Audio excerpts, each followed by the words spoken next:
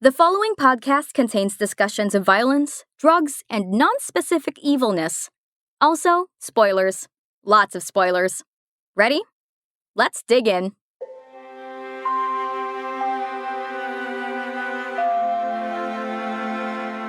The moon shines bright, lighting up the street, in spite of the usual fog that settles over London. A girl sits by her window, looking out at the world, dreaming while her masters sleep. Tomorrow, there'll be work and chores, but right now, at this moment, everything is perfect and still and filled with beauty. Two figures meet below her window. A handsome older man with white hair and an air of kindness she can plainly see even from far away. The other is small, sleazy, and slouched over.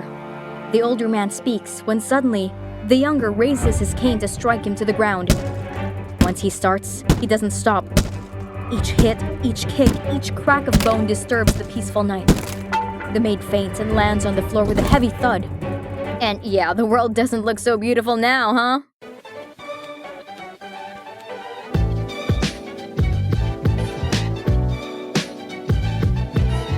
What is up, boys and girls? I am Gabby, and this is Digestibles, a podcast about all the books you were told to read but probably didn't. And today we are talking about the strange case of Dr. Jekyll and Mr. Hyde. Once upon a time, this story had one of the most shocking twists in pop culture. Think Star Wars.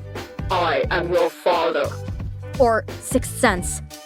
I see dead people level twist. Like that kinda crazy turn the meta on its head level twist. Anyway. But thanks to time and lots of adaptations, we all know that Dr. Jekyll is, Mr. Hyde. Yawn. But a story is more than its plot twists, and it's important that we study the original text because so many details were lost or changed during this translation from book to stage and screen. Like the fact that we've been saying Jekyll wrong, for maybe about 80 years or so. Yeah, apparently it's Jekyll and not Jekyll. I know. I'm shook too. Really, it's actually kinda hard for me to wrap my head around this. So yeah, I guess I'll have to get used to it for the duration of this episode.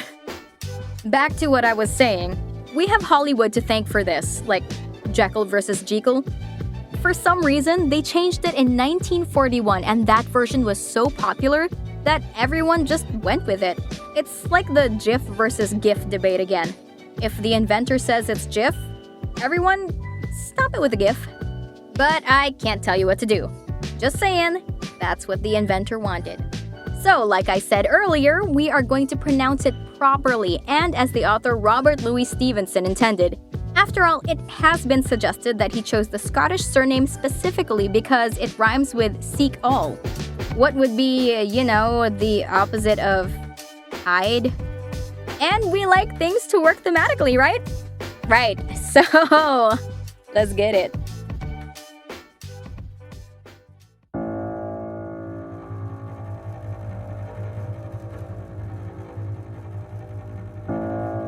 We open with Dr. Jekyll in his lab brewing up a strange potion. Nah, I'm kidding. The story is told like a mystery, to get that twist ending, so it's mostly told by a bunch of nobodies nobody remembers. Anyway, our main nobody is Mr. Utterson, a lawyer who, as you'll expect from his profession, is, kinda boring. He's very nice, though, and a good friend, and that's important, I guess. Currently, he's with his close friend and distant relative, Mr. Enfield, and they're taking their regularly scheduled Sunday walk. They're on a busy street in London. It's a nice area, clean and polished, except for one building which is seriously neglected. As they walk by the door, Enfield tells a story.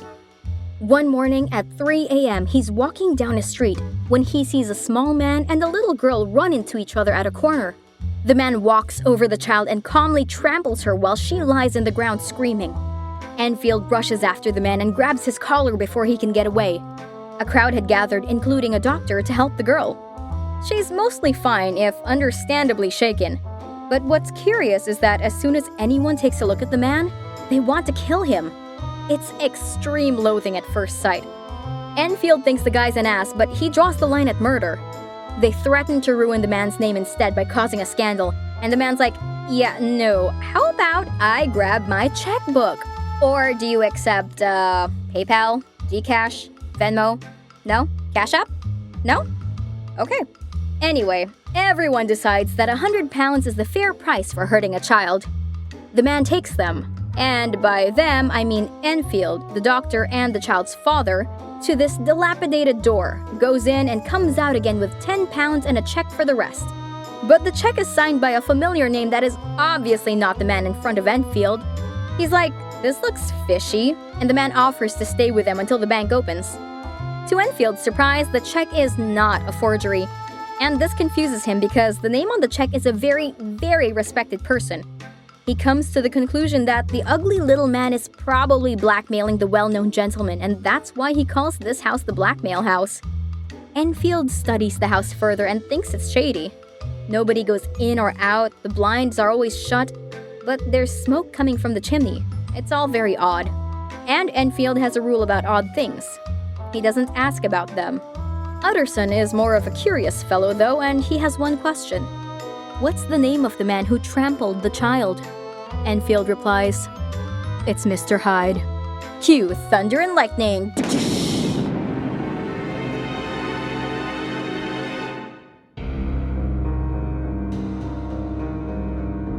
He is not easy to describe. There is something wrong with his appearance. Something displeasing. Something downright detestable.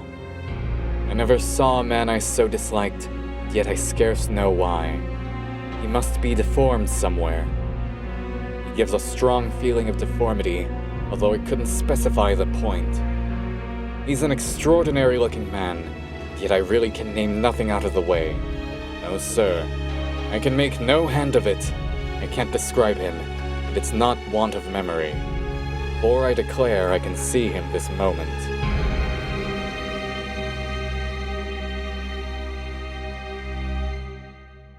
Utterson thinks he knows the name of the other man involved, but doesn't say it out loud.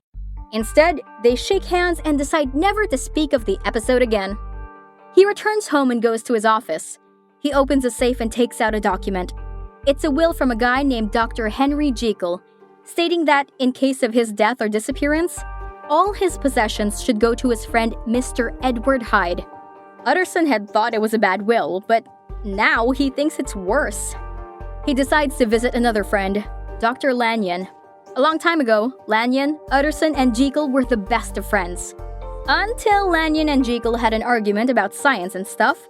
But if anyone would know about Hyde, it would probably be Lanyon. But Lanyon's like, Edward Hyde, I don't know her. Who's she? And that's that. But Utterson's obsessed now, like really obsessed. Like, can't eat, can't sleep, begins to haunt the street with the door whenever he has free time, obsessed. He even has this lame dad joke about if there's a Mr. Hyde, he'll be Mr. Seek. Okay, Dad. Eventually, his stalking is successful and one night, he bumps into Mr. Hyde. They have a conversation where Hyde is rude and it basically confirms his terribleness to Utterson. Utterson manages to get Hyde's address before he rushes through the door. The lawyer simply goes round the corner to the other side of the street and knocks on another door. It's Mr. Jekyll's house, and he's known all along that the neglected building with the door is Jekyll's laboratory, and connected to his house through a garden at the back. Jekyll is not at home, but Utterson talks to the butler, Poole, who tells him Hyde has the key to Jekyll's lab and that all the servants were instructed to obey Hyde. Now Utterson is really worried about his friend.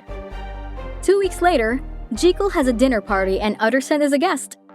Jekyll is tall and well-built, an elegant and handsome man of 50. Basically the opposite of Hyde. His friends are all intelligent and distinguished members of society. Utterson stays after everyone has left and asks Jekyll about the will. He tries to get Jekyll to admit that he's being blackmailed, but Jekyll brushes away Utterson's concerns and says he can choose to be rid of Hyde at any moment and Utterson should just, make like Elsa and let it go. He also asks Utterson to promise to help Hyde when Jekyll isn't there anymore. Utterson's like, fine, I promise. Fast forward nearly a year. It's October in London and everyone in town is shocked by a gruesome murder. The only witness is a maid. Here's what happened according to her.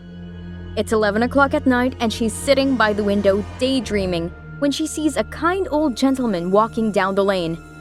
There's another man, younger, meaner and smaller, walking towards him. The older gentleman stops the other as if to ask for directions.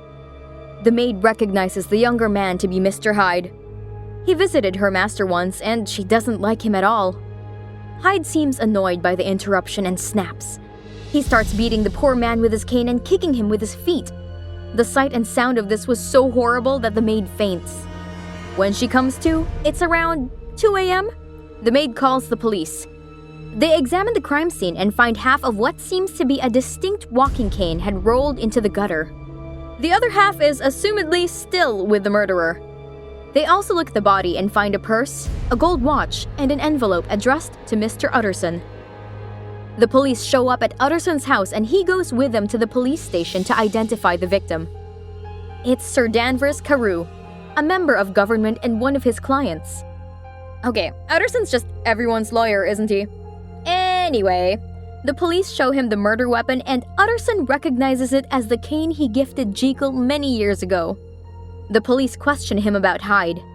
He offers to bring them to the address Hyde gave him a year before. The address is in Soho, the squammy part of town. An evil-looking housekeeper opens the door. She says that Hyde is not at home.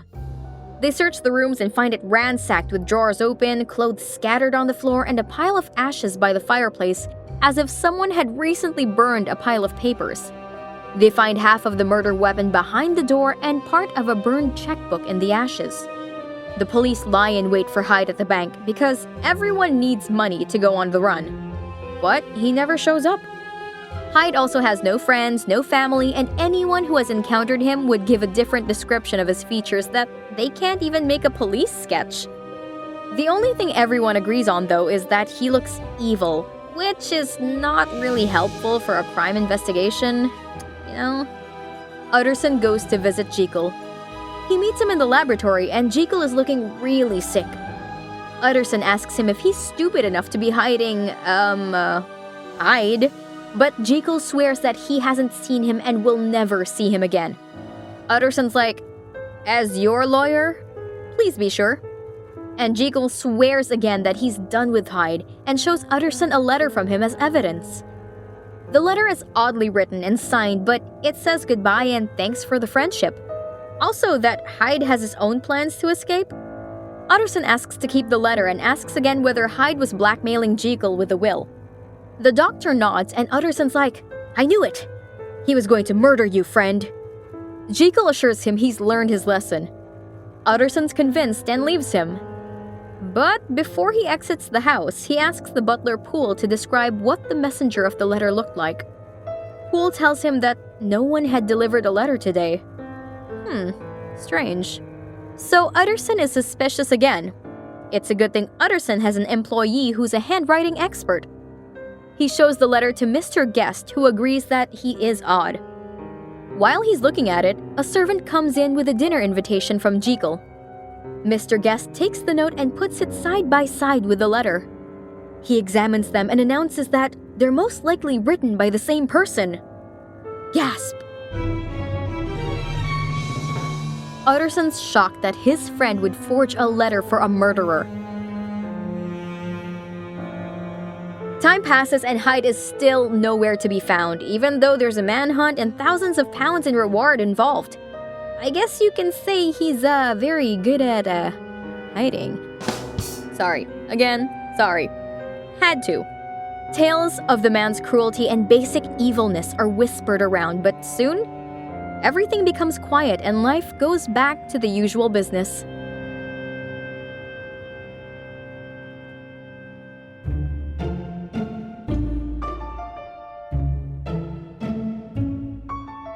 The death of Sir Danvers was, to his way of thinking, more than paid for by the disappearance of Mr. Hyde.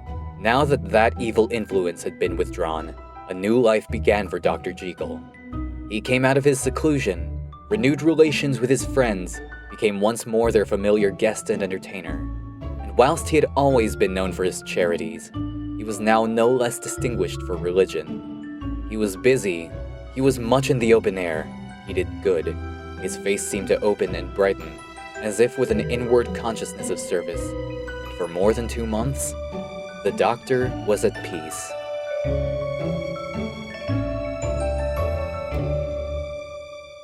In January, Utterson has dinner with Jekyll and Lanyon, and it seems like all three of them will be chums again. But a few days later, when Utterson tries to visit Jekyll, he refuses to see him. In 3 separate days, Utterson attempts to visit, but the door is always shut to him. Poole just says that the doctor is ill and seeing no one. Utterson visits Lanyon instead, and he's also looking sick. Utterson's like, hey, bro, you okay? You kinda look like death. And Lanyon's like, yeah, I'm so over life and everything. Utterson says, Jekyll's sick too, by the way. And Lanyon replies, ugh, don't even mention him to me, like, dude, seriously. We're like, friendship over, man. Utterson asks him to explain, and Lanyon just brushes him off. He can't tell him, but don't worry, you'll get it when I'm dead. What is it with people and not explaining things until after it's too late? I'm looking at you, Van Helsing. If you want to know what I'm talking about, check out our last episode. Dracula? Yeah, it's all there. Back to the story. Utterson writes to Jekyll, hey, Jekyll, Lanyon says you're done. What's up with that? And Jekyll writes back, can confirm, please respect our privacy over the breakup. Also, sorry for ghosting you, but you're still my #1 BFF. Love, Jekyll. P.S. I've decided to quarantine forever now. Bye! Probably not how it went, but we can imagine. We can let our creativity run wild with this. In about 2 weeks, Lanyon's dead and Utterson has a letter after the funeral. Outside, it says, for G.J. Utterson alone, please destroy if he did too. Inside the letter is another letter. This time it says, don't open until the death or disappearance of Dr. Henry Jekyll. Utterson, dude, you have got some terrible friends. But he decides to honor Lanyon's wishes. He tries to visit Jekyll again, but is turned away. The butler tells him that Jekyll's always in his laboratory doing stuff. One Sunday, Utterson and Enfield are doing their weekly walk when they pass by the blackmail door. Enfield found out through the grapevine that it's Jekyll's lab.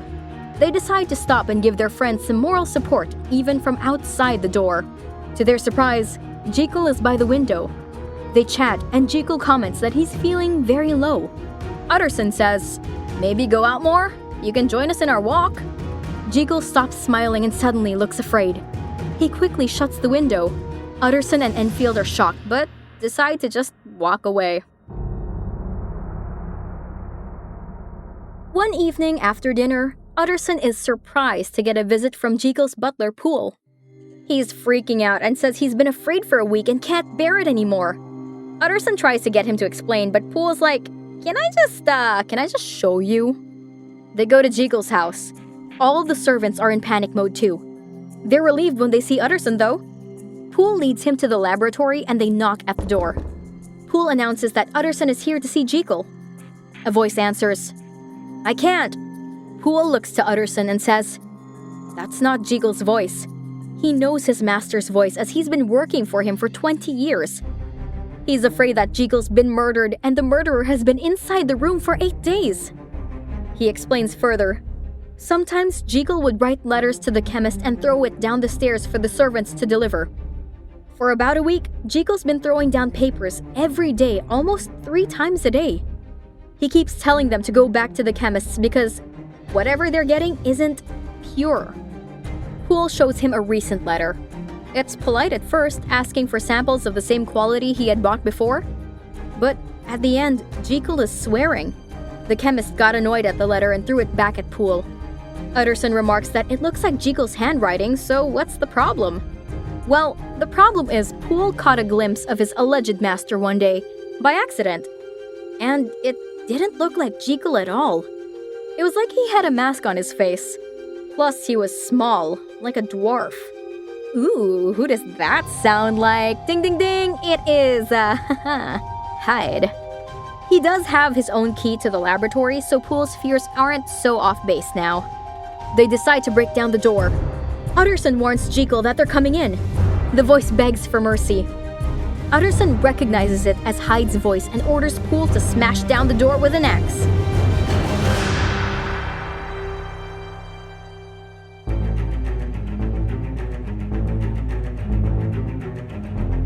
Poole swung the axe over his shoulder.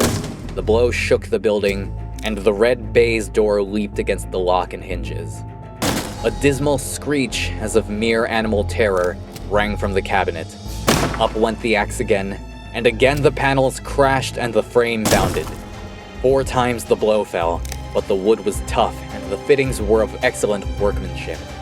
It was not until the 5th that the lock burst and the wreck of the door fell inwards on the carpet. The besiegers, appalled by their own riot and the stillness that had succeeded, stood back a little and peered in. There lay the cabinet before their eyes in the quiet lamplight, a good fire glowing and chattering on the hearth, the kettle singing its thin strain. A drawer or two open, papers neatly set forth on the business table, and nearer the fire, the things laid out for tea. The quietest room, you would have said, and, but for the glazed presses full of chemicals, the most commonplace that night in London. Right in the middle there lay the body of a man sorely contorted and still twitching. They drew near on tiptoe, turned it on its back, and beheld the face of Edward Hyde. He was dressed in clothes far too large for him. Clothes of the doctor's bigness. The cords of his face still moved with a semblance of life, but life was quite gone. And by the crushed file in the hand, and the strong smell of kernels that hung upon the air, Utterson knew that he was looking on the body of a self-destroyer. So, Hyde's dead, but where's Jekyll? They search all around the room and the building, but he's nowhere to be found. They look at Jekyll's desk. Maybe they'll find a clue? Instead, they find 3 documents. One is Jekyll's last will and testament, similar to the one before, except with Utterson's name in place of Mr. Hyde's. The second is a note to Utterson from Jekyll dated today. Lanyon warned Jekyll that he's giving Utterson a letter explaining everything, so Utterson should go read that now. The last is a sealed packet of papers. Utterson promises to return by midnight so they can call the police. Then, he goes to read everything. First, we have Lanyon's narrative. This is what happened. One night in January, after the dinner party where they're all friends again, Lanyon receives a letter from Jekyll asking for a favor. The favor is basically to break into Jekyll's lab, remove a drawer and all its contents from a cabinet, return home, and wait for someone to claim it at midnight. In the name of friendship, Lanyon does everything he asks. Inside the drawer are some bottles, one with what seems to be salt and another with a weird red liquid. There are also a lot of notebooks with notes on an experiment. The actual experiment isn't explained, but there are a lot of comments like total failure followed by 3 exclamation points. That's how serious it was. Anyway, at midnight, a man arrives at Lanyon's home. He's a small guy wearing clothes that are too big for him. Also, there's something evil about his face that Lanyon can't describe exactly. Note that Lanyon has never met Hyde, so he doesn't actually know who this midnight guest is. Hyde's all excited and acting like Lanyon's a friend. Lanyon, however, is insulted at the familiarity. Who even are you, dude? Hyde tries to be polite and asks for the drawer. Lanyon points to it and Hyde gets all excited again. He asks Lanyon if he can borrow a graduated glass. Lanyon reluctantly lends one to him. With it, Hyde mixes a potion in front of Lanyon using the stuff from the drawer. The resulting liquid is at first red, then begins to change into purple until settling down to a watery green. Hyde is watching it change all throughout and smiling quite strangely. Hyde asks Lanyon for his opinion. Should he leave and take the potion with him? Or should he drink it in front of Lanyon? And Lanyon's like, well, dude, you got me invested in this, so you might as well drink it in front of me. And Hyde boasts, oh, get ready. This will blow your mind. And then... He put the glass to his lips and drank at one gulp. A cry followed. He reeled, staggered, clutched at the table and held on, staring with injected eyes, gasping with open mouth. And as I looked, there came, I thought, a change. He seemed to swell. His eyes became suddenly black, and the features seemed to melt and alter. And the next moment, I had sprung to my feet and leaped back against the wall, my arms raised to shield me from that prodigy, my mind submerged in terror. "Oh God!" I screamed. And "Oh God!" again and again were there before my eyes, pale and shaken and half fainting and groping before him with his hands like a man restored from death. There stood Henry Jekyll!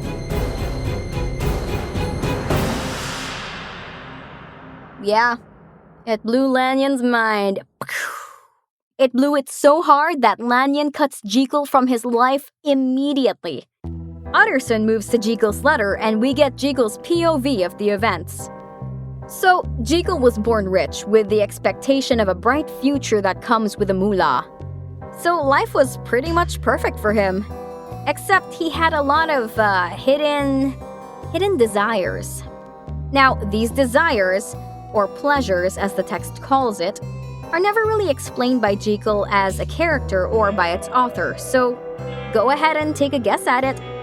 It could be drinking too much, sexing too much, or pulling hair out of kittens, I don't know, maybe even maybe that's a little too morbid for this. I'm not gonna mention that. Anyway, I don't know. Pick whatever you think is the worst evil and imagine that. Jekyll wants to indulge in his pleasures, but he doesn't want to lose his reputation. So he represses them. Because denial and repression was pretty big in the Victorian era. Soon, Jekyll's stifled by being the perfect model of a gentleman of the upper classes. He theorizes that man is not truly one, but truly two. Followed by a disclaimer that maybe someone will correct him in the future.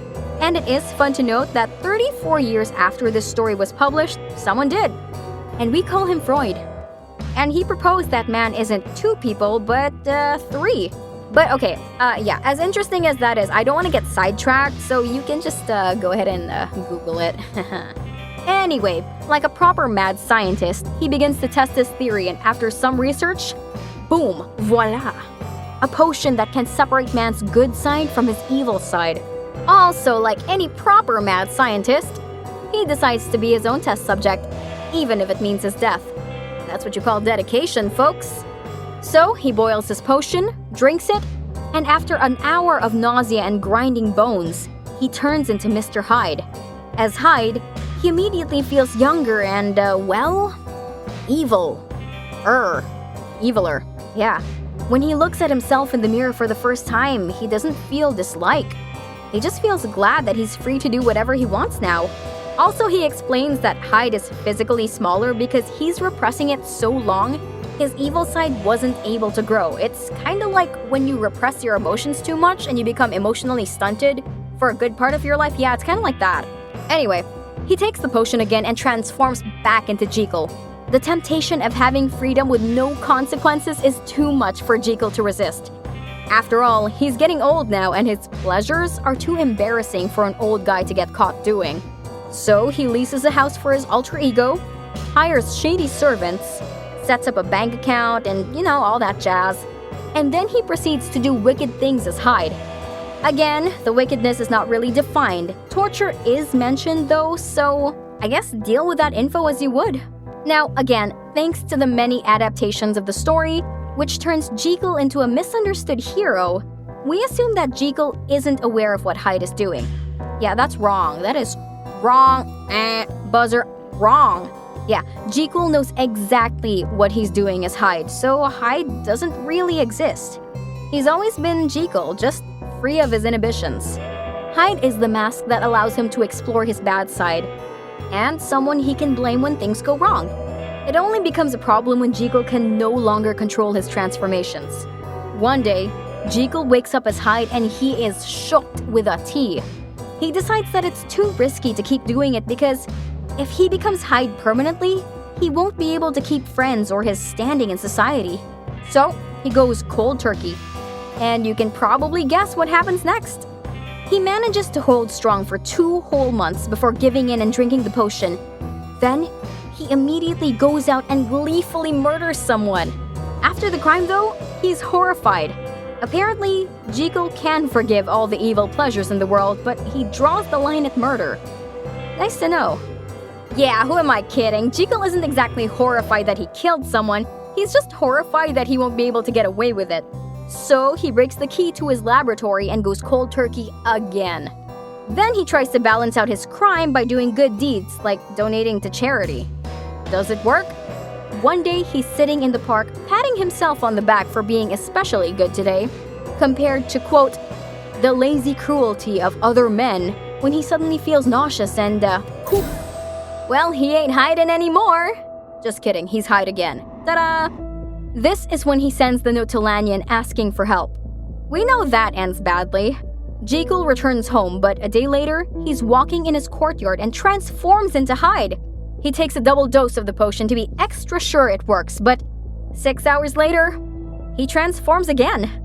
So get this, every time he sleeps, Jekyll transforms into Hyde. And when the potion wears off, guess what? He transforms into Hyde. So that means Jekyll is getting weaker and weaker while Hyde is getting stronger and stronger. And worse, his potion is running out. See, at the beginning of the experiment, Jekyll purchased a huge amount of salt. When he sees a stock is going low, he instructs his servants to get more. But every time they bring some back, it doesn't work. Jekyll thinks there's an impurity to that first batch of salt that no one can reconstruct. So yeah, Jekyll knows that time is ticking and soon, he'll be stuck as Hyde forever. When he drinks what's left of the potion, he writes down his confession and hopes for a miracle.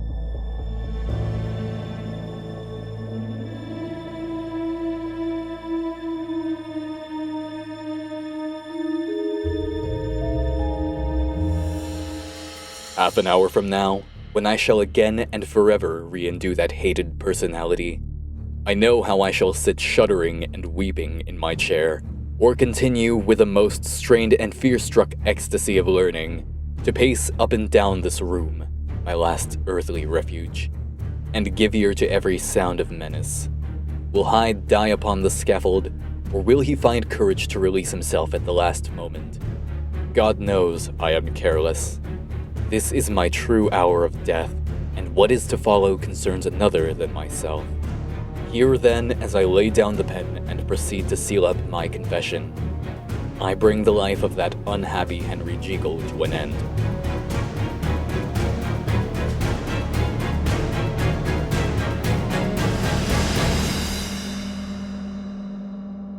Ah, yes, the duality of man. There's certainly something about Jekyll's theory that man has both good and evil within him, and both sides are eternally fighting for supremacy. Again, the common misconception is that Jekyll and Hyde are separate people, like a split personality. They're not, though. We never hear Hyde's point of view because it's always Jekyll. His experiment wasn't even done for a good reason. He basically did it for the evils. Evil plus lols, you know? Yeah, but no, that's not cool, but yeah. Of course, sometimes things aren't black and white. A popular interpretation of the story is that Jekyll's drug is a use for, more drug use. Stevenson was an addict. Legend tells that he wrote Jekyll and Hyde during a 6-day cocaine binge in 1886. Imagine, 60,000 words in 6 days. Dude, I can barely deal with 6,000. What? Anyway, but his addiction wasn't entirely his fault.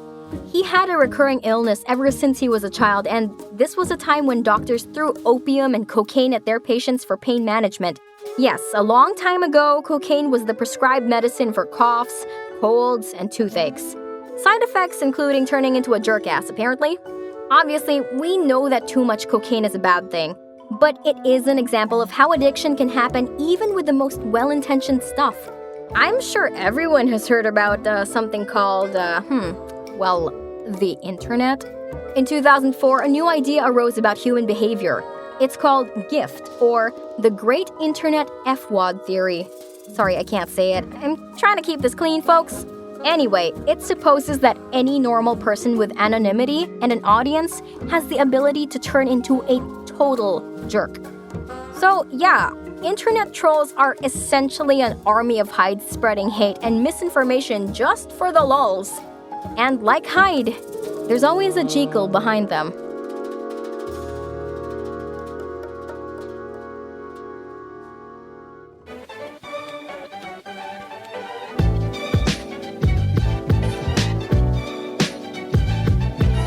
And there we have it. That's it for this week. I hope I was able to make Jekyll and Hyde a little bit easier for you to digest.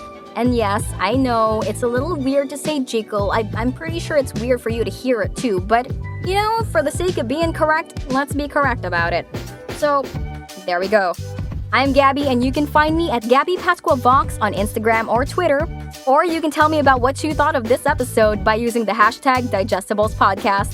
Special thanks to Thor for the narrations and Jazz for composing our theme music. Anyway, tune in next week for our next episode. See ya! Bye!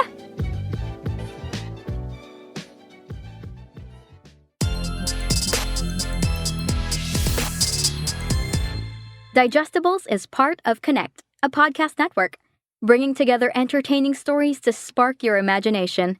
For more awesome content, follow us on social media @Connect Podcasts.